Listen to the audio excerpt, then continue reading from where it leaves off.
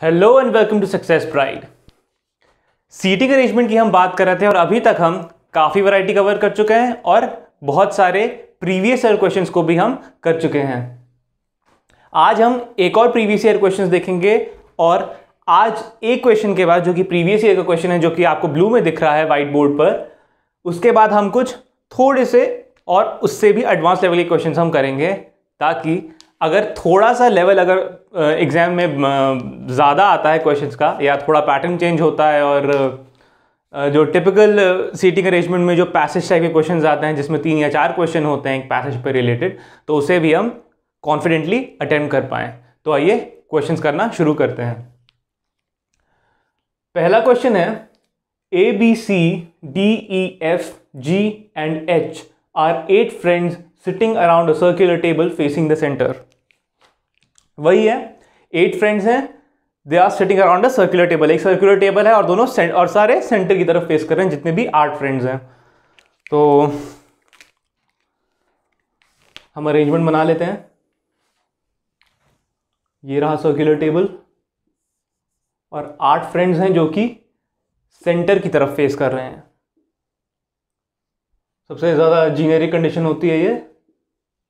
ज़्यादातर कई बार ऐसा होता है कि अगर ये दिया नहीं है कि they are sitting around a circular table facing towards the centre या facing away from the centre, अगर ऐसा नहीं दिया होता है तब भी हम ये मानकर चलते हैं that they are facing towards the centre.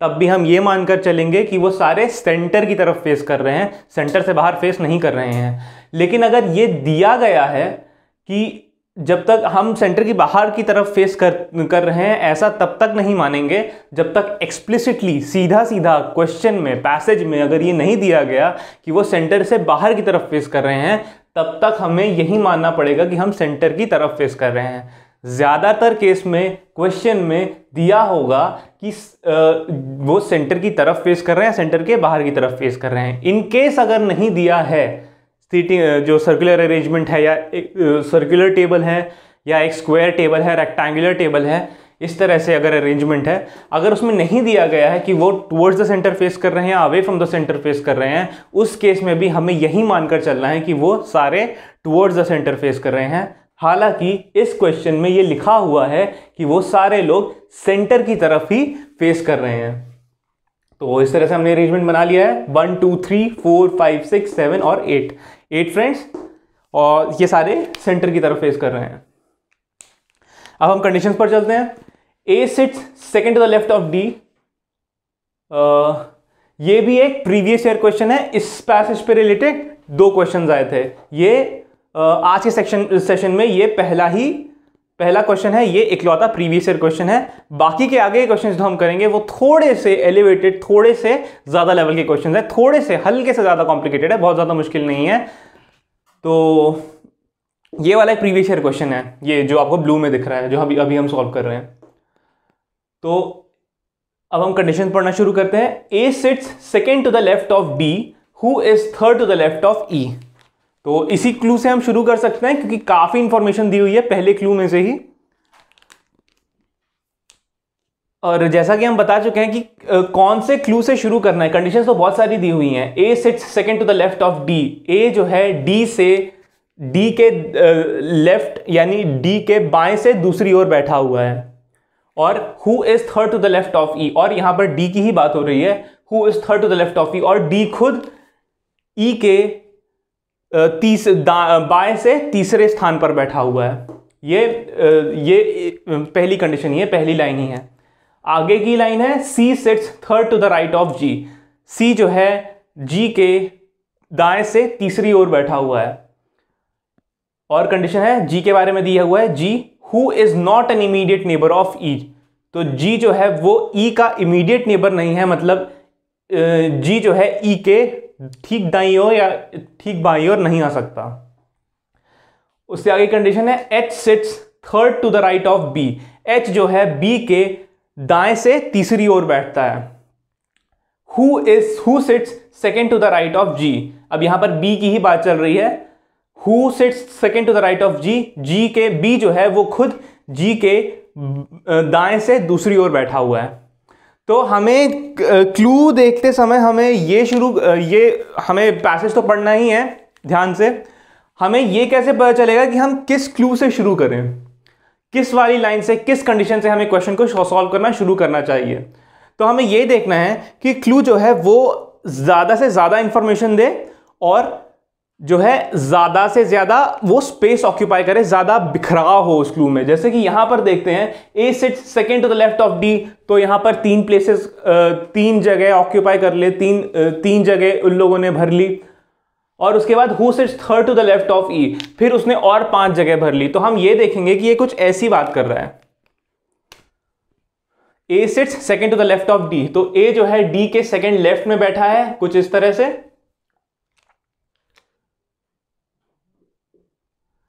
और ए सिट्स और जो है डी के बारे में इंफॉर्मेशन दिया है, who is third to the left of E, और डी खुद जो है वो ई के थर्ड लेफ्ट में बैठा हुआ है कुछ इस तरह से। तो डी ई के लेफ्ट की तरफ D,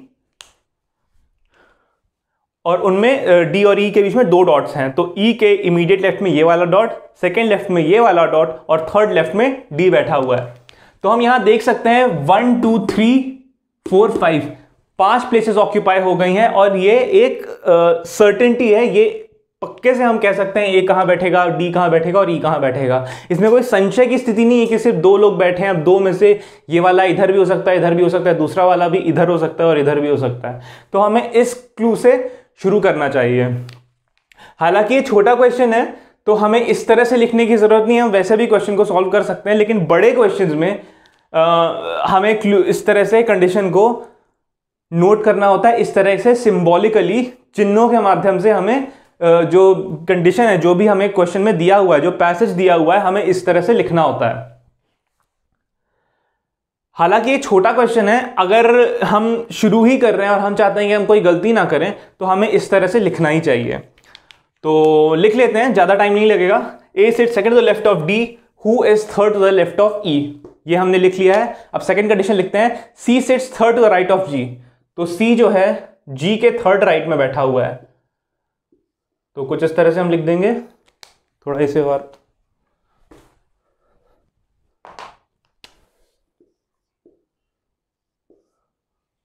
C sits third to the right of G, तो G के थर्ड राइट में C बैठा हुआ है।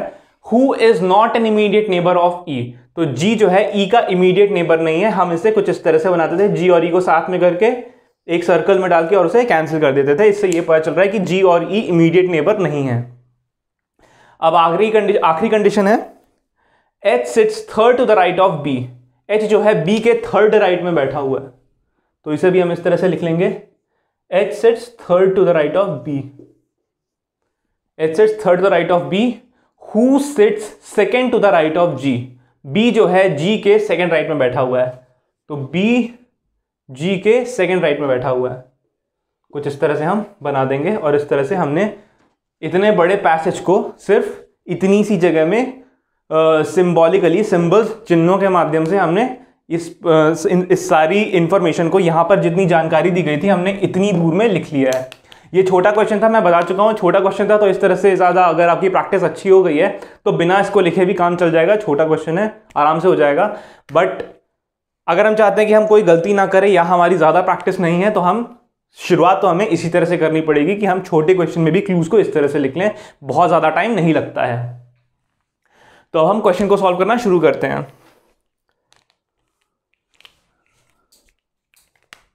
इस वाले क्लू से शुरू करते हैं, ए, डी और ई वाले में से। यहां पर हम डी को बैठाते हैं, तो ये बैठ गया हमारा डी। डी के सेकेंड लेफ्ट में ए से second to left of D, D के सेकेंड लेफ्ट में ए बैठा हुआ है। तो यहां पर हम ए को बैठा देते हैं, डी। और डी जो है ई के थर्ड लेफ्ट में बैठा है, तो थर्ड लेफ्ट ई यहां पर आएगा, ताकि ई का इमीडिएट लेफ्ट ये, सेकेंड लेफ्ट ये और थर्ड लेफ्ट डी यहां पर बैठा हुआ है। तो इस तरह से हम बैठाएंगे। अब आगे की कंडीशन पर हम चलते हैं। G जो है E का इमीडिएट नेबर नहीं होना चाहिए।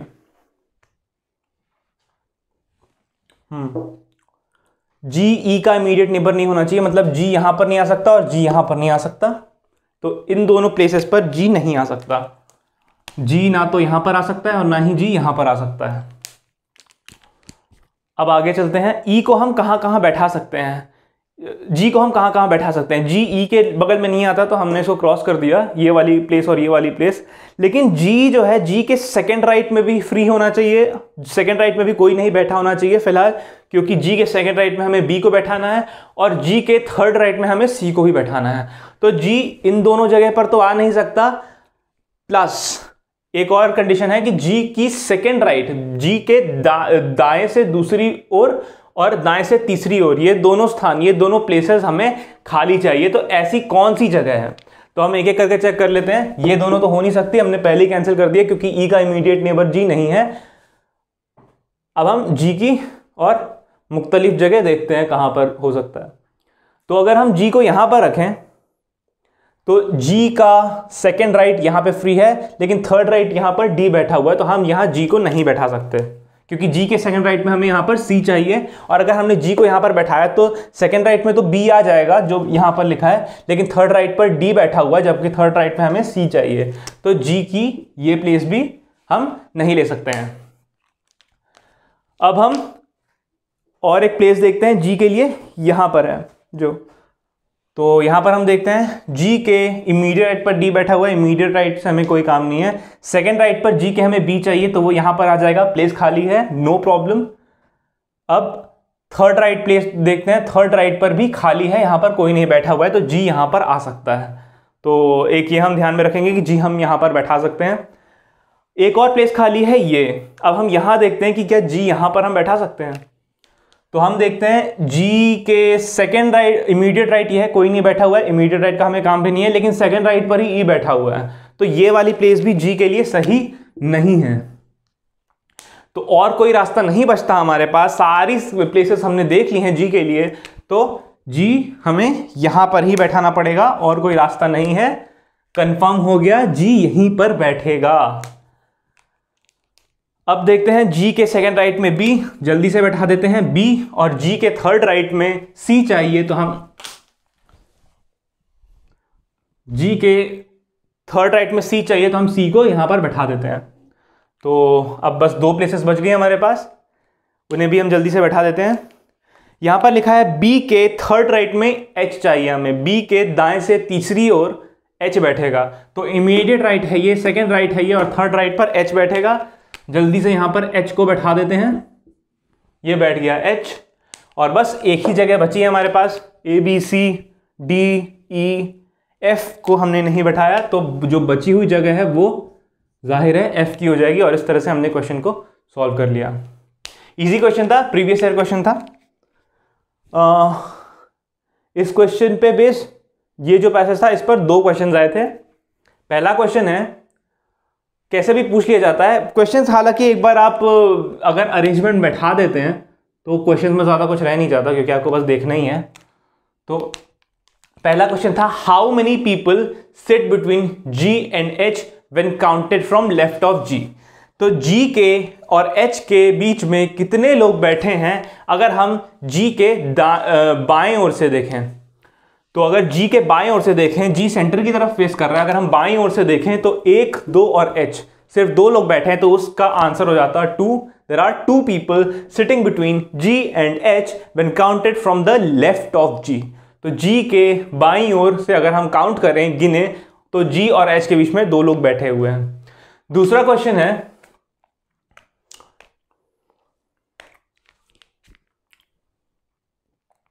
Who is sitting exactly opposite to B. B के एग्जैक्टली ऑपोजिट में कौन बैठा हुआ है, ज्यादा सोचने की जरूरत नहीं है, दिख ही रहा है, बी के एग्जैक्टली ऑपोजिट में एफ बैठा हुआ है, तो दूसरे का आंसर हो जाता है एफ। बी के ऑपोजिट या बी के एकदम सीधा, बी के आगे एफ बैठा हुआ है। तो इस तरह से कुछ था, हम इस तरह से क्वेश्चन को सॉल्व कर सकते हैं।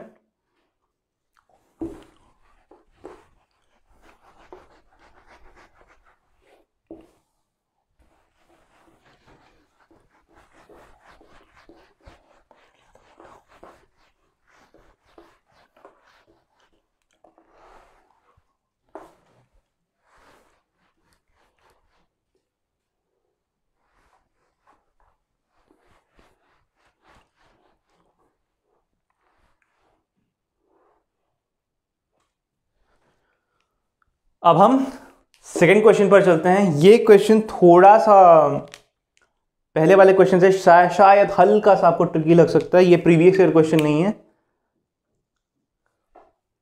ये अभी तक एसएससी जेई या आरआरबी जेई के एग्जाम में नहीं आया है।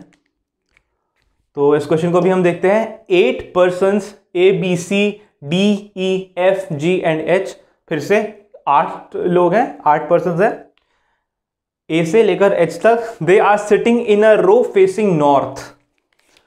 तो ये लोग एक रो में बैठे हुए हैं, सपोज ये रो है, एक सीधी लाइन में बैठे हुए हैं, 1 2 3 4 5 6 7 और 8।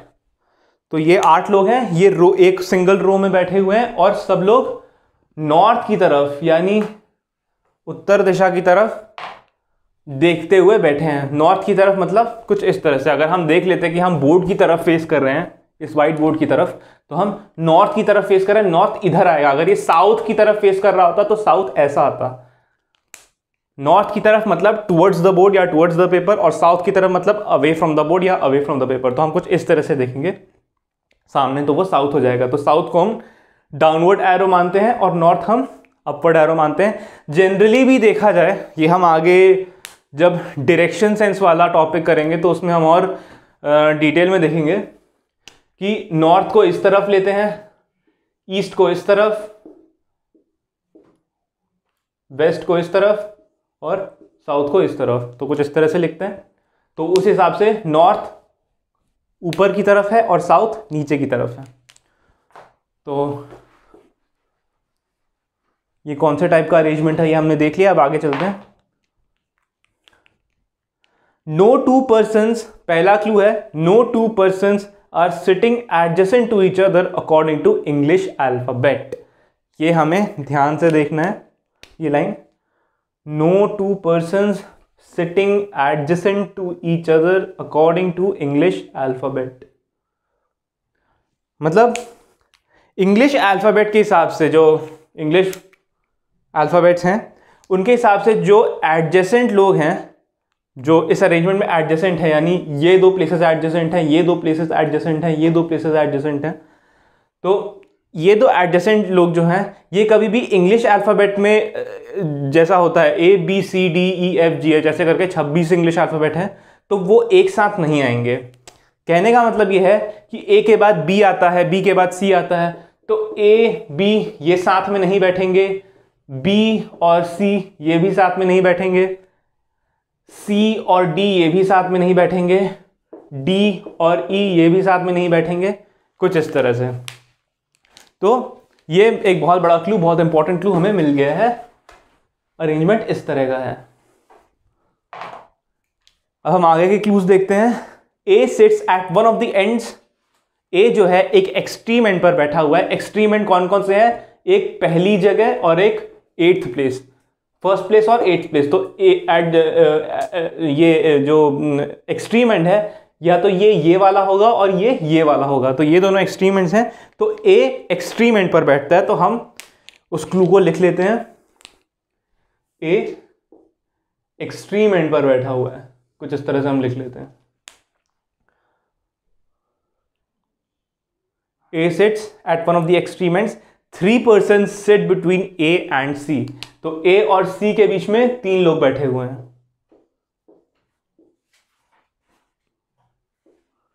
कुछ इस तरह से हम बना लेंगे। यहाँ पे हमें डायरेक्शन का नहीं पता, कौन किसके लेफ्ट में कौन किसके राइट में, वो हम देख लेंगे आगे चल के। तो ये रहा C और ये रहा A और इनके बीच में ये 3 लोग बैठे हुए हैं। तो इस तरह से 1 2 3 3 प्लेसेस हैं A और C के बीच में। 3 persons sit between A and C. Who is immediate left of F? Who is at the immediate left of F? तो C जो है F का immediate left है, F के ठीक बाएं ओर C बैठा है। तो कुछ इस तरह से हम बना देंगे। तो ये क्लू को हमने लिख लिया है। 3 persons sit between A and C. Who is immediate left of F? अब आगे चलते हैं। 4 people sit between E and D। E और D के बीच में 4 लोग बैठे हैं, कुछ इस तरह से 1 2 3 and 4, और यहाँ पे रहा D, और ये हम लूप बना देंगे ताकि हम ये पता चले कि ई और डी आपस में जगह जो है बदल सकते हैं, प्लेसेस इंटरचेंज कर सकते हैं, लेकिन उनके बीच में 4 लोग बैठे हैं।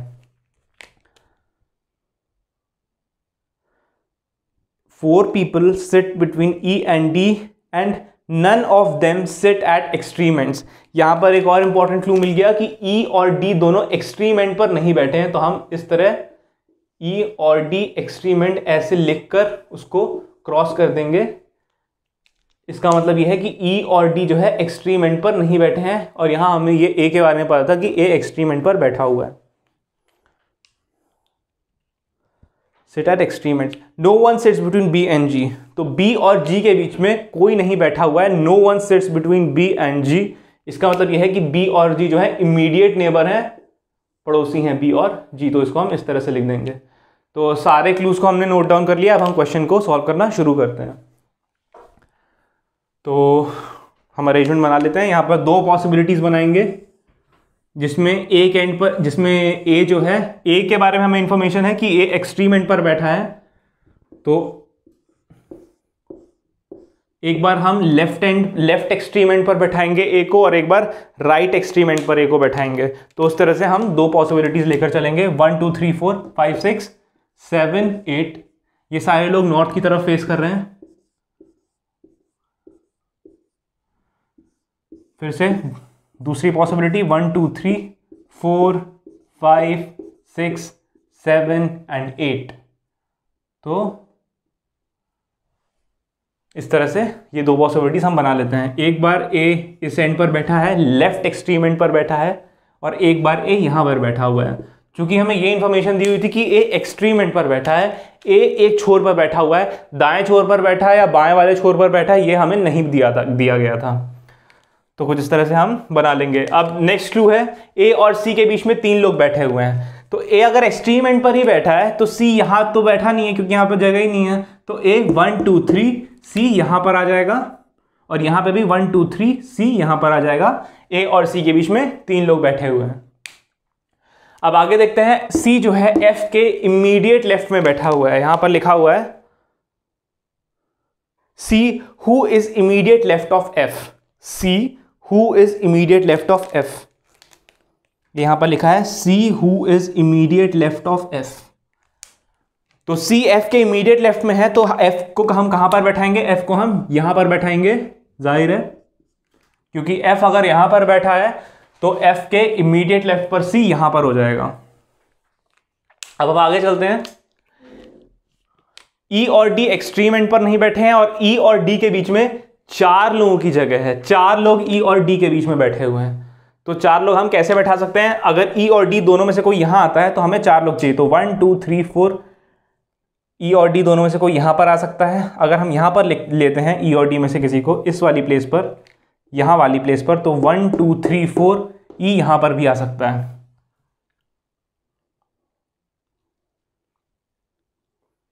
तो ये 2 पॉसिबिलिटीज हैं।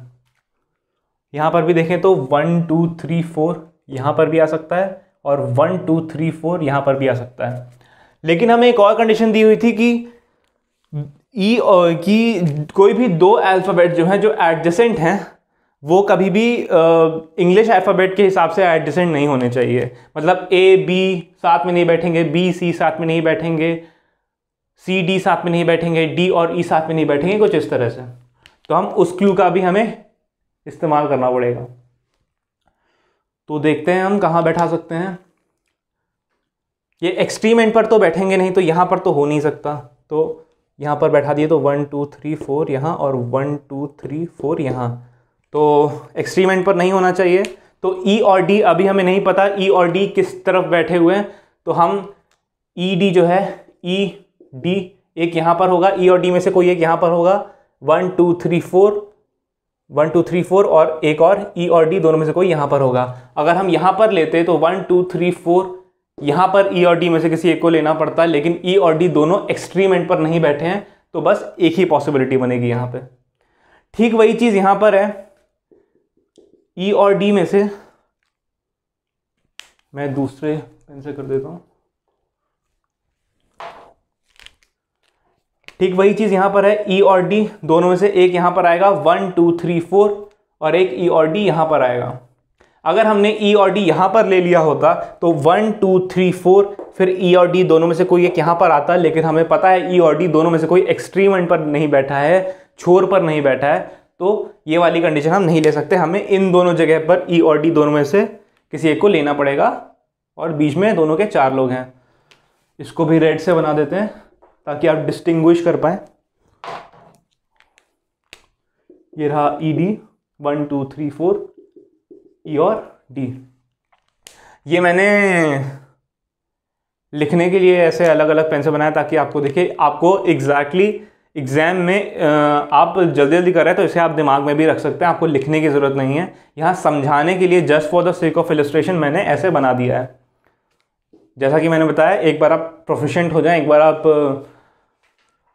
निपुण हो जाएं सीटिंग अरेंजमेंट क्वेश्चंस को सॉल्व करने के लिए, तो आप बिना ये इस तरह से लिखे भी सॉल्व कर सकते हैं।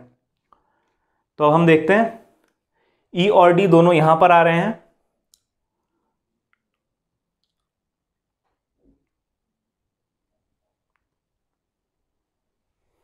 और क्लू देखते हैं।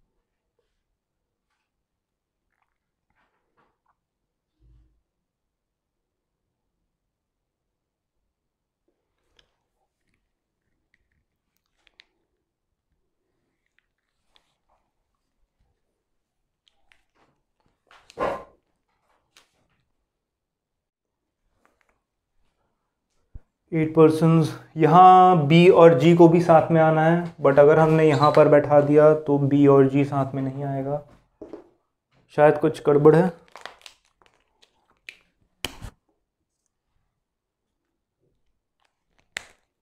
One two three okay.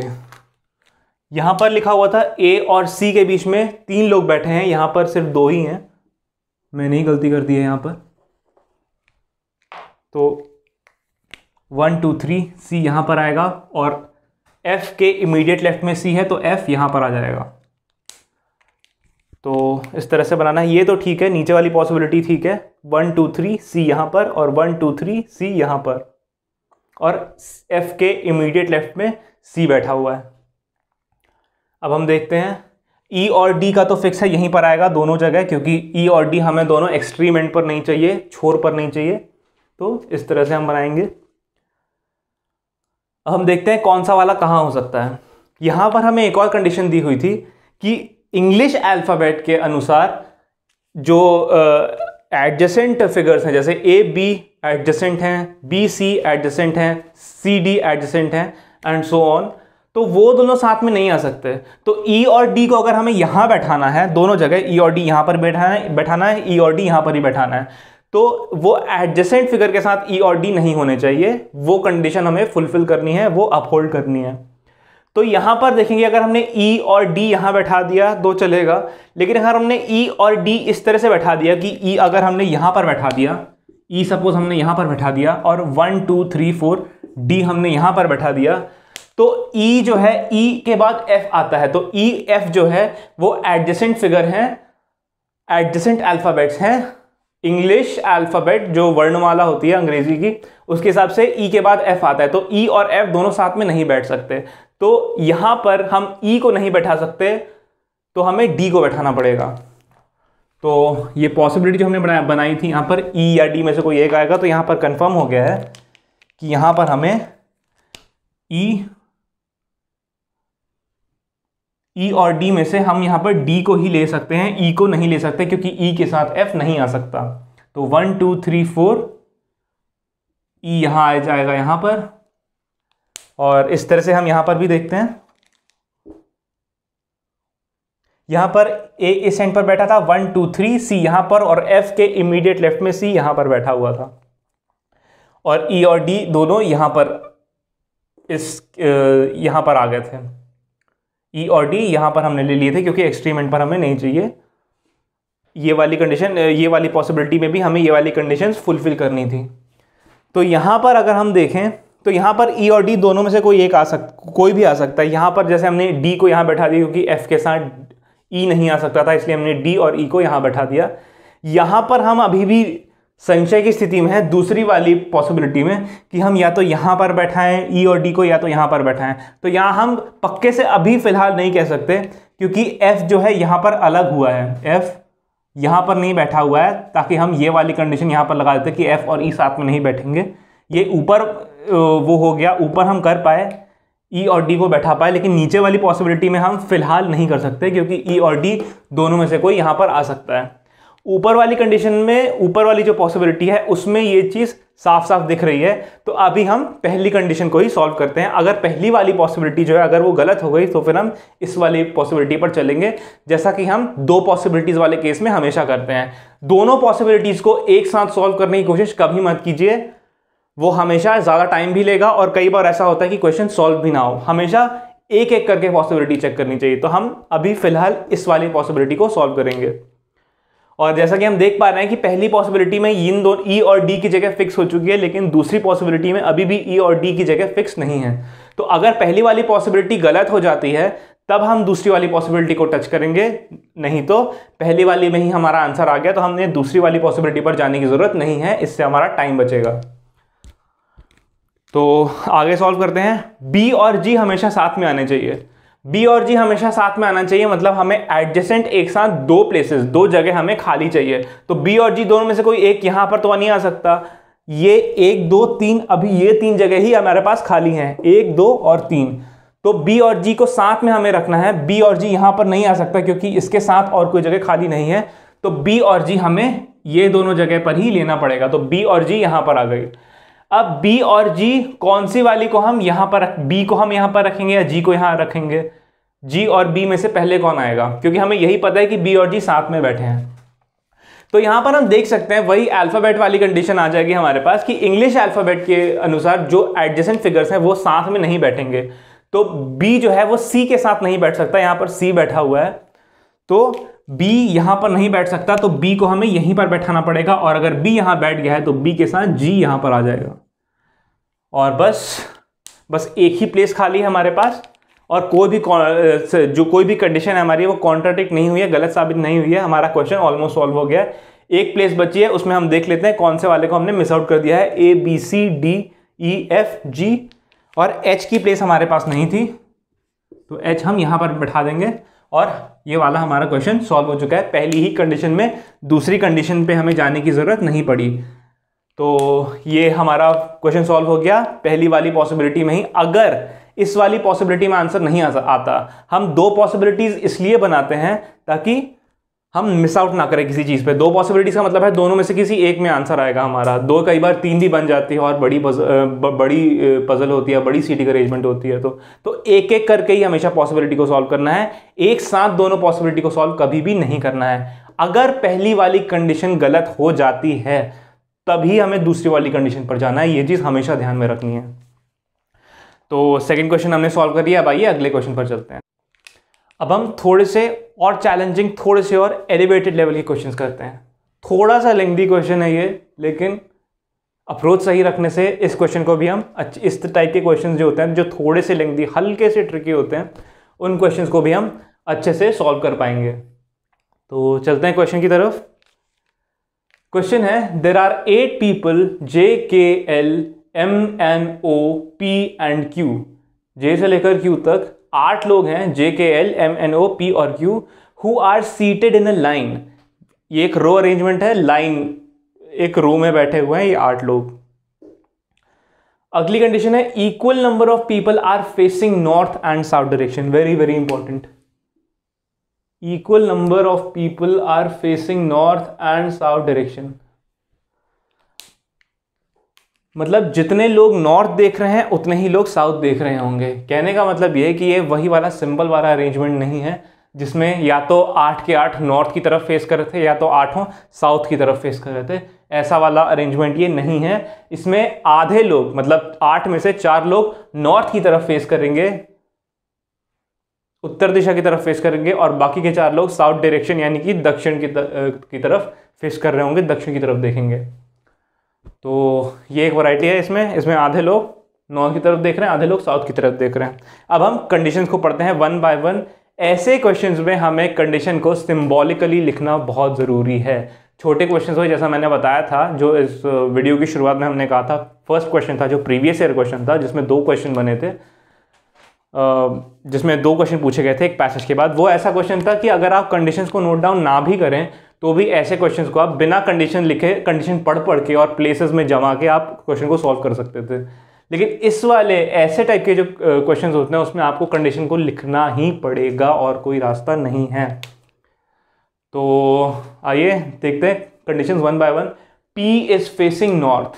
तो पहला क्लू तो मिल गया कि आधे लोग नॉर्थ की तरफ फेस कर रहे थे, आधे लोग साउथ की तरफ फेस कर रहे थे, तो P जो है वो नॉर्थ की तरफ फेस कर रहा है। तो पहला क्लू हमने लिख लिया, P इज फेसिंग नॉर्थ। अब P नॉर्थ की तरफ कैसे फेस कर रहा है, हम इसे कैसे लिखेंगे? P is facing north, P के बगल में एक नॉर्थ डायरेक्शन का ऊपर की तरफ हम एरो बना देंगे, P इज फेसिंग नॉर्थ। तो ये हो गया P इज फेसिंग नॉर्थ। अब हम आगे चलते हैं। M is sitting 4th to the right of P। तो M जो है P के 4th राइट में बैठा हुआ है। तो M जो है वो P के 4th राइट में बैठा हुआ है, 1 2 3 एंड 4 इस तरह से। तो P अगर यहां बैठा है तो 1 2 3 4 M जो है P के 4th राइट में बैठा हुआ है। तो यहां तक हमारी कंडीशन फुलफिल हो गई, to the right of P। अब हम आगे चलते हैं। Neither P nor M sits at one of the extreme ends. तो या ना तो P और ना तो M एक्सट्रीम एंड पर बैठा हुआ है। तो इसे हम दिखा देंगे यहीं पर, P extreme and, M extreme and.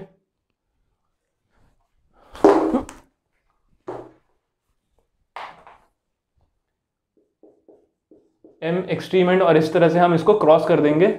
इससे पता चल जाएगा कि P और M जो है एक्सट्रीम एंड पर नहीं बैठे हैं। तो यहां तक हम पहुंच गए, neither P nor M sits at one of the extreme ends. अब अगली कंडीशन है J is sitting 3rd to the right of M। तो J जो है M के 3rd राइट में बैठा हुआ है, M के दाएं से तीसरी ओर बैठा हुआ है। J is sitting 3rd to right of M। तो अगर यहां पर M है तो J कुछ इस तरह से बैठा हुआ है। यहां M है तो J is sitting 3rd to the right of M।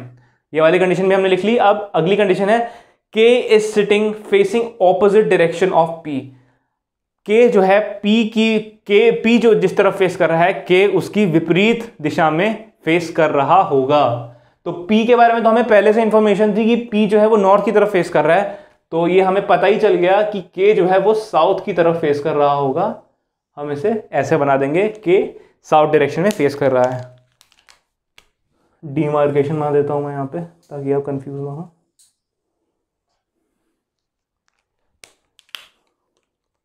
अब यहां पर हम देखते हैं आगे,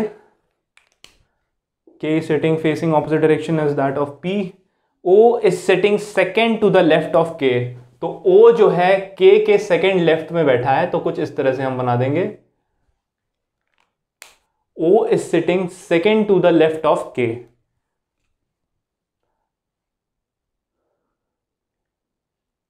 अब हम आगे चलते हैं।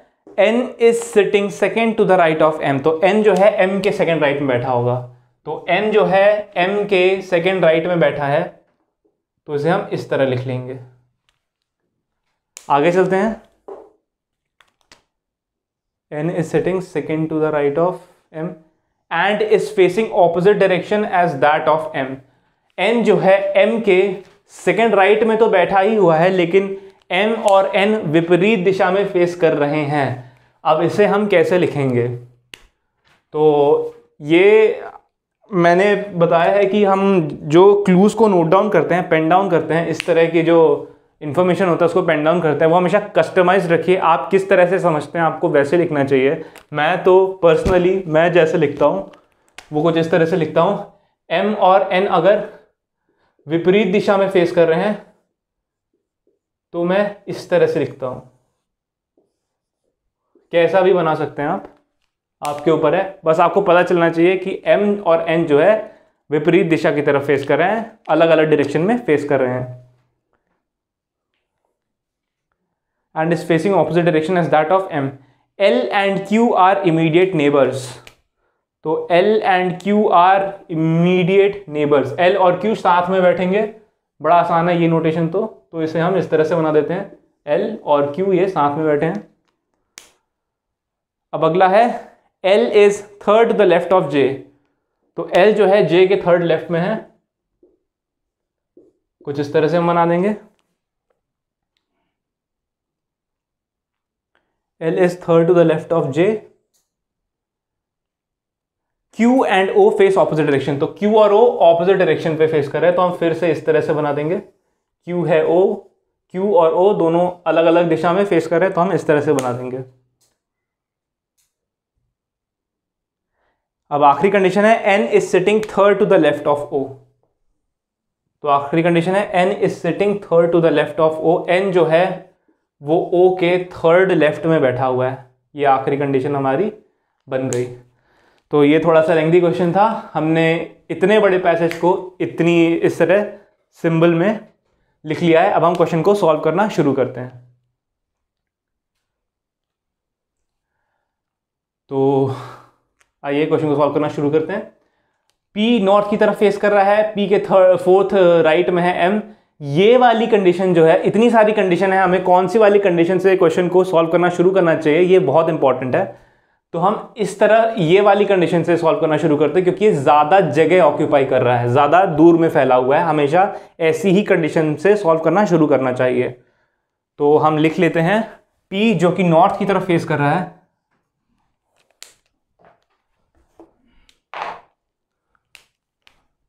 ये है हमारी रो। हम लिख लेते हैं, हम ले लेते हैं यहां पर P जो कि नॉर्थ की तरफ फेस कर रहा है, और P के फोर्थ राइट में है M। तो 1 2 3 और ये फोर्थ राइट में M हो गया। दूसरी कंडीशन भी हम बना ही लेते हैं, क्या पता जरूरत पड़ जाए। ये है P 1 2 3 फोर्थ M यहां पर हो गया। अब यहां पर लिखा है P और M जो है एक्सट्रीम एंड पर नहीं हो सकते, तो P के लेफ्ट में इधर भी कोई होगा और M के राइट में भी इधर भी कोई होगा। यही चीज हम यहां भी कर देते हैं।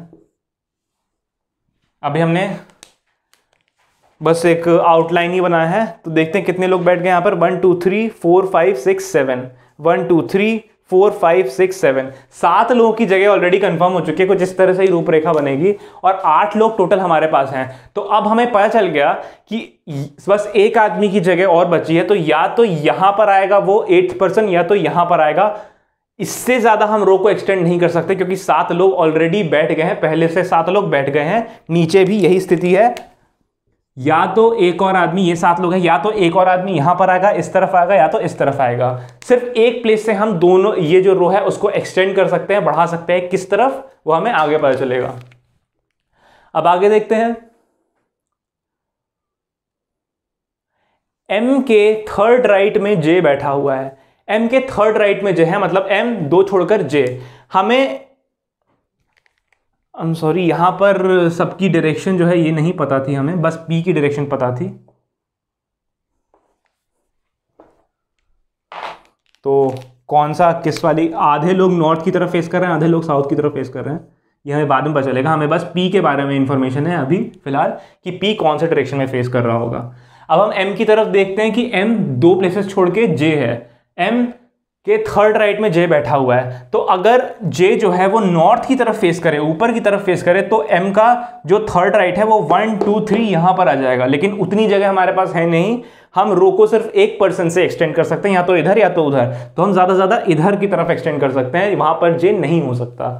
तो M जो है नॉर्थ की तरफ फेस नहीं कर रहा होगा, साउथ डायरेक्शन में फेस कर रहा होगा। तो M जो है वो साउथ की तरफ फेस करेगा, और M के थर्ड राइट में, M का थर्ड राइट ये इमीडिएट राइट हो गया, सेकंड राइट हो गया, और थर्ड राइट यहां हो गया। तो J जो है वो यहां पर आ जाएगा। यहां पर देखते हैं, यहां पर भी वही कंडीशन है, नॉर्थ की तरफ M फेस नहीं कर सकता, क्योंकि फिर वो उतनी जगह नहीं है हमारे पास।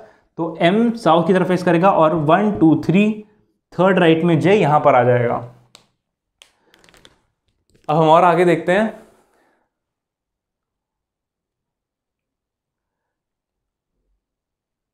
एम के सेकंड राइट में एन बैठा हुआ है, ये वाली भी एक कंडीशन है। एम के सेकंड राइट में एन बैठा हुआ है। हम 1% से रो को एक्सटेंड कर सकते थे यहां पर, तो एन यहां पर हम ले सकते हैं, 1% तो हम एक्सटेंड कर सकते हैं, लेकिन हमारे पास डायरेक्शन फिक्स हो गई है यहाँ एम की। जे वाली कंडीशन से एम की डायरेक्शन फिक्स हो गई कि जे जो है वो साउथ की तरफ फेस कर रहा है, और यहाँ पर लिखा है कि एम के सेकंड राइट में एन है, तो यहाँ पर हम एन को हम एक डायरेक्शन 1% से रो को एक्सटेंड कर सकते हैं, लेकिन हम नहीं करेंगे क्योंकि हमारी जो एम की डायरेक्शन है वो फिक्स हो गई। वो किस तरफ देख रहा है, वो साउथ की तरफ देख रहा है, तो एम के सेकंड राइट में एन बैठेगा, तो एन जो है वो यहाँ पर बैठ जाएगा। और एक और क्लू है हमारे पास यहाँ पर एम और एन से रिलेटेड कि एम और एन विपरीत दिशा में फेस करेंगे, राइट। यहाँ पर भी हम लिख देते हैं एम और एन, एन जो है एम और एन विपरीत दिशा की तरफ फेस करे, तो अगर एम साउथ की तरफ फेस कर रहा है तो एन जो है वो नॉर्थ की तरफ फेस कर रहा होगा। तो इसे हम इस तरह से बना देंगे। अब और आगे है, एम जे हो गया, एम एन हो गया,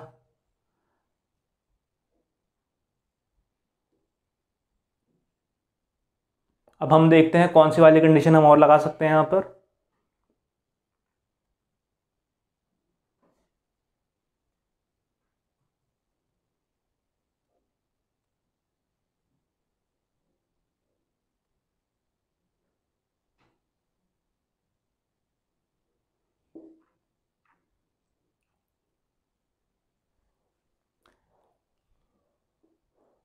एन और ओ के बारे में इंफॉर्मेशन है यहाँ पर। ओ के थर्ड लेफ्ट में एन बैठा हुआ है, तो 1 2 3 ओ यहाँ पर भी आ सकता है, एन ओ यहाँ पर भी आ सकता है। और ओ जो है के सेकंड लेफ्ट में बैठा है, तो के को हम यहाँ पर नहीं ले सकते। ये वाली कंडीशन से हम आगे बढ़ सकते हैं, हमें क्लू मिल चुका है। ओ के थर्ड लेफ्ट में एन बैठा है, ओ के थर्ड लेफ्ट में एन बैठा है, 2 प्लेसेस की जगह दोनों में, मतलब 1 2 ओ यहाँ पर आ सकता है, यहाँ पर भी आ सकता है, हमें डायरेक्शन का भी नहीं पता है, और 1 2 ओ यहाँ पर भी आ सकता है। ये दोनों प्लेसेस हम देख सकते हैं। अब हम सिर्फ फर्स्ट पॉसिबिलिटी पर चलेंगे, अगर फर्स्ट पॉसिबिलिटी गलत हो गई तो हम दूसरी पॉसिबिलिटी के साथ जाएंगे।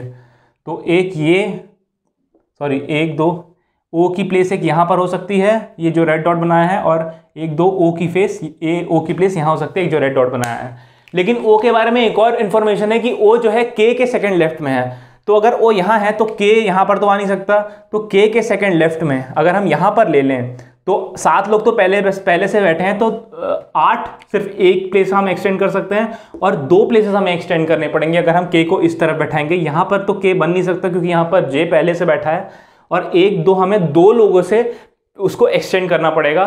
तो के जो है, तो ओ जो है यहाँ पर हमें पता चल गया कि ओ जो है यहाँ पर नहीं आ सकता, तो हम ओ को, और कोई रास्ता नहीं है हमारे पास, ओ को हम यहीं पर लेकर चलेंगे। ये हो गया ओ, तो ओ यहाँ पर हो गया, और ओ और के बीच में 1% का गैप है, तो हम उधर की तरफ तो ले नहीं सकते के को, तो हम के को यहीं पर लेंगे। और अब हम डायरेक्शन भी फिक्स कर देते हैं। के सेकंड लेफ्ट में है ओ, तो के सेकंड लेफ्ट में अगर हमको ओ चाहिए तो के को हमें साउथ डायरेक्शन की तरफ फेस करवाना पड़ेगा। और हमारे पास पहले से भी लिखा हुआ था कि के साउथ, ये पी ऑपोजिट है के का, तो के साउथ डायरेक्शन की तरफ फेस कर रहा है, तो वो कंडीशन हमारी यहाँ पर वेरीफाई हो रही है, के साउथ की तरफ फेस करेगा, और के सेकंड लेफ्ट में ओ बैठा है। अब जे वाली कंडीशन पर हम चलते हैं। जे के थर्ड लेफ्ट में एल बैठा है, जे के थर्ड लेफ्ट में एल, 2 लोग जगह चाहिए, एल और जे के बीच में, एल और जे के बीच में 2 लोगों का स्पेस चाहिए, तो एन के एम यहाँ पर बैठा है, हमारे पास और कोई रास्ता नहीं है। 1 2 एल को हमें यहीं पर बैठाना पड़ेगा, एल को हमें यहाँ बैठाना पड़ेगा, और हमारे 8 लोगों की जगह यहाँ पर फिक्स हो गई। 1 2 3 4 5 6 7 और 8, 8 लोगों की जगह हमें फिक्स हो गई, और हम इस डायरेक्शन में, इस दिशा में 1% से रो को एक्सटेंड करेंगे यहाँ पर। तो जे के थर्ड लेफ्ट में है एल, तो जे के थर्ड लेफ्ट में है एल, तो हमें जे को नॉर्थ की तरफ फेस करवाना पड़ेगा, ताकि 1 2 3 एल लेफ्ट में, थर्ड लेफ्ट में यहाँ पर आए। तो काफ़ी कुछ हम पता कर चुके हैं यहाँ पर। और एल और क्यू यहाँ पर इंफॉर्मेशन है कि एल और क्यू जो है इमीडिएट नेबर है, मतलब पड़ोसी हैं। तो क्यू को हमारे पास और कोई रास्ता नहीं, क्यू को हम यहाँ बैठाएंगे और 8 लोग हमारे पास यहाँ पर बैठ चुके हैं, प्लेसेस अरेंज हो चुकी है 1 2 3 4 5 6 7 और 8। अब हम डायरेक्शन भी जल्दी जल्दी पता कर लेते हैं सबकी। क्यू और ओ ऑपोजिट डायरेक्शन फेस कर रहे हैं, और देख लेते हैं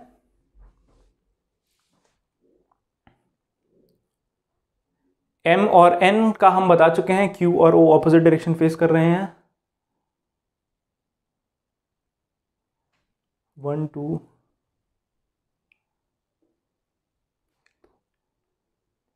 हमारे पास ये भी एक इंफॉर्मेशन थी कि आधे लोग नॉर्थ की तरफ फेस कर रहे हैं और आधे लोग साउथ की तरफ फेस कर रहे हैं, राइट।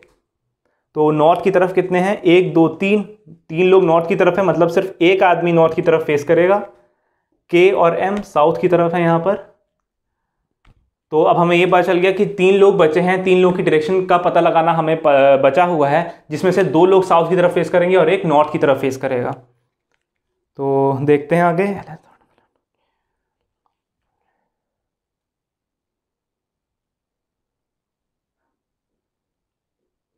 पी के थर्ड राइट में एम,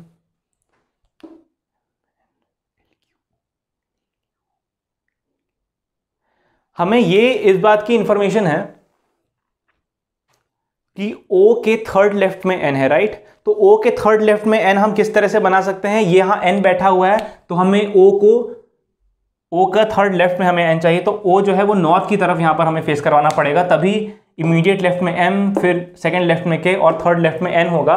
तो O को हमें नॉर्थ की तरफ फेस करवाना पड़ेगा। और देखें तो 1 2 3 4 4 लोगों की नॉर्थ की डायरेक्शन हमारी फिक्स हो गई। अब जितने लोग बचे हैं वो साउथ की तरफ फेस करेंगे, और हमें पहले से पता हुआ है, यहाँ पर भी हमने लिखा हुआ है कि Q और O जो है विपरीत दिशा की तरफ फेस कर रहे हैं। तो Q जो है साउथ की तरफ फेस करेगा और L भी साउथ की तरफ फेस करेगा। तो हम गिन लेते हैं, नॉर्थ वाले कितने हैं, 1 2 3 4। साउथ वाले नॉर्थ वाले हम गिन लेते हैं कितने हैं, 1 2 3 4 लोग नॉर्थ डायरेक्शन की तरफ फेस कर रहे हैं, और 1 2 3 4 4 लोग साउथ डायरेक्शन की तरफ फेस कर रहे हैं। और इस तरह से इतना कॉम्प्लिकेटेड क्वेश्चन भी हमारा एक पॉसिबिलिटी में सॉल्व हो गया, फर्स्ट पॉसिबिलिटी में सॉल्व हो गया, हमें दूसरी पॉसिबिलिटी की तरफ जाने की जरूरत नहीं पड़ी। इन केस अगर पहली पॉसिबिलिटी गलत हो जाती तो फिर हमें और ज्यादा टाइम लगता, हमें दूसरी पॉसिबिलिटी की तरफ भी जाना पड़ता, लेकिन हम पहली पॉसिबिलिटी में ही हमारी सारी कंडीशंस फुलफिल हो गई और हमने क्वेश्चन को सॉल्व कर दिया। तो देखा हमने, इतना कॉम्प्लिकेटेड क्वेश्चन भी अगर हम अपनी अप्रोच सही रखें, इंफॉर्मेशन को सही तरीके से लिखें, तो हम इतने कॉम्प्लिकेटेड क्वेश्चन को भी आसानी से सॉल्व कर पाएंगे। तो अगर ऐसा टाइप का क्वेश्चन आता है तो मिनिमम आप समझिए 4 से 5 क्वेश्चन इस टाइप के क्वेश्चन से पूछे जाएंगे। तो अगर आपने एक बार क्वेश्चन को सॉल्व कर लिया तो हम 4 से 5 क्वेश्चन जो हैं वो तुरंत एकदम देखते से ही एक शॉट में हम उन क्वेश्चंस को सॉल्व कर सकते हैं। क्वेश्चंस कुछ इस तरह से आ सकते हैं कि एक्सट्रीम एंड पर कौन लोग बैठे हुए हैं, 2 लोग जो एक्सट्रीम एंड पर बैठे हुए हैं, तो ऑप्शन दे देगा Q और J, N और K, M और N, इस तरह से। बट यहां पर आंसर है L और O जो है वो एक्सट्रीम एंड पर बैठे हुए हैं, छोर पर बैठे हुए हैं, तो हमारा आंसर हो जाएगा L और O। फिर एक क्वेश्चन ये इस तरह से भी पूछा जा सकता है कि P के सेकंड लेफ्ट में कौन बैठा हुआ है। तो P नॉर्थ की तरफ फेस कर रहा है, तो सेकंड लेफ्ट, ये इमीडिएट लेफ्ट और सेकंड लेफ्ट, तो सेकंड लेफ्ट में L बैठा हुआ है, बाएं से दूसरी ओर L बैठा हुआ है, तो उस केस में हमारा आंसर L हो जाएगा। इस तरह से ही कस्टमाइज कुछ भी क्वेश्चन वो पूछ सकते हैं ऐसे पैसेज से रिलेटेड। मिनिमम अगर ऐसा क्वेश्चन आता है तो मान के चलिए अब कि 4 से 5 क्वेश्चन पूछे जाएंगे। तो एक बार आपने ये सॉल्व कर लिया तो 4 से 5 मार्क्स आपके पक्के हैं। So that was a video guys. इस तरह हम आज का सेशन जो है वाइंड अप करते हैं। आगे हम और भी क्वेश्चंस को देखेंगे एंड अभी तक हमने जितने वीडियोस में हमने सीटिंग अरेंजमेंट पढ़ा है उनमें हमने मैक्सिमम वैरायटी ऑफ क्वेश्चंस को हमने कवर किया है और उन क्वेश्चंस को सॉल्व किया है सही अप्रोच के साथ। एंड आई होप इतने वीडियोस के बाद आपने एक अच्छी अप्रोच डेवलप की होगी क्वेश्चंस को सॉल्व करने के लिए, और कैसा भी क्वेश्चन आ जाए आप सीटिंग अरेंजमेंट से रिलेटेड क्वेश्चंस को कॉन्फिडेंटली अटेम्प्ट कर पाएंगे। So here we wind up with the video. Please like, comment और सब्सक्राइब करिए सक्सेस प्राइड को। Thank you.